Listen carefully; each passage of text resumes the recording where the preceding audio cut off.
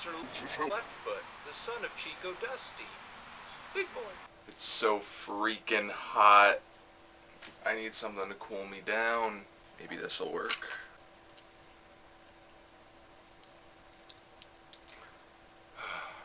I feel cooler, but I don't feel cooler. Hi, my needle drops. Anthony Fantano, internet's busiest music nerd. It's time for an album review. Big Boy's new album, Sir Leftfoot, the son of Chico Dusty. Well, Big Boy is a Georgia MC and producer who's best known for his work in one of the longest-running rap duos, Outkast. Duh.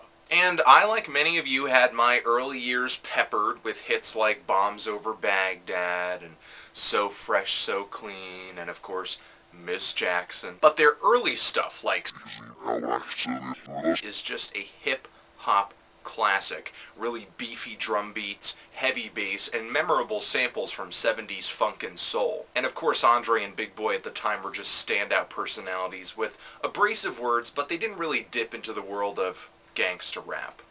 Amen. Outkast's more recent albums are just notorious for being all over the place, and it's no less true for this thing. Sir Lucious Leftfoot is powered by a ton of influences, but Big Boy is not afraid to flaunt them. Throughout the album, he makes references to Michael Jackson, KRS-One, Wu-Tang Clan, the Ghetto Boys, and the production is kind of derivative too. For example, just on one track alone, one of my favorites, Shutterbug, we have a hook that kind of reminds me of that classic hip-hop song, The Bubble Bunch, some really retro synths. They actually borrow a hook from a Soul to Soul song at one point.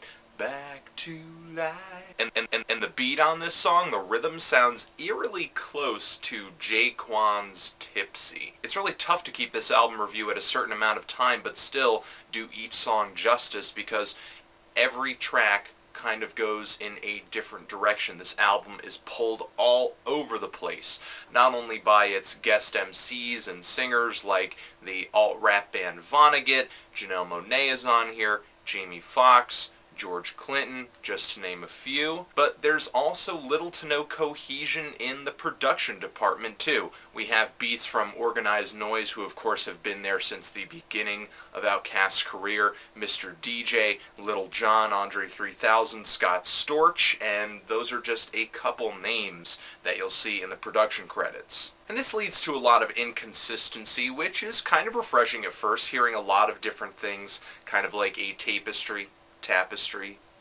And I gotta give it to Big Boy for basically putting together an album with no two songs that sound alike. But I can't help but feel as if this album, at some points, isn't so much worried about producing a decent song as it is getting the credit of that singer, getting the credit of that MC, getting the credit of that producer, just to sort of have it on there, just pad this album with cameos and appearances, as opposed to just putting together a good, solid record. As usual, Big Boy's flow is just nasty, clever wordplay, and sometimes the way he says things is more interesting than what he's actually saying.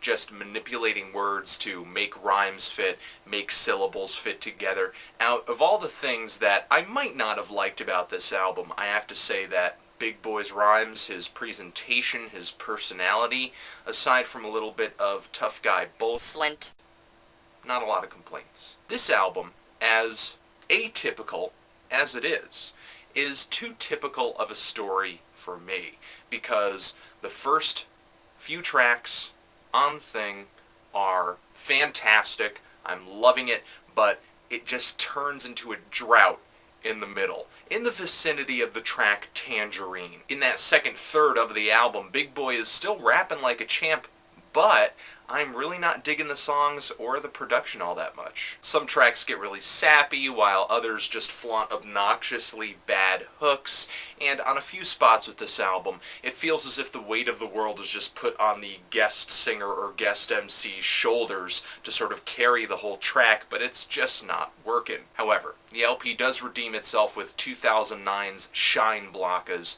which is sounding remixed and resurrected. That track just has a really soulful hook, these really deep pitch-shifted vocals that I love. With a little bit of gold in a pager. Thankfully, Sir Leftfoot ends strong, just as it starts strong, but there are too many tracks I don't like for me to love this entire album. I know Big Boy's not a one-dimensional guy, so I'm just kind of confused as to why he produced an album with so many one-dimensional songs. But if you're looking for a rap record that's pretty much a party album, something with a lot of different production styles, something with a lot of different guests, MCs, and singers, and producers, this may be where you want to be. But what do you think of this album? Do you love it?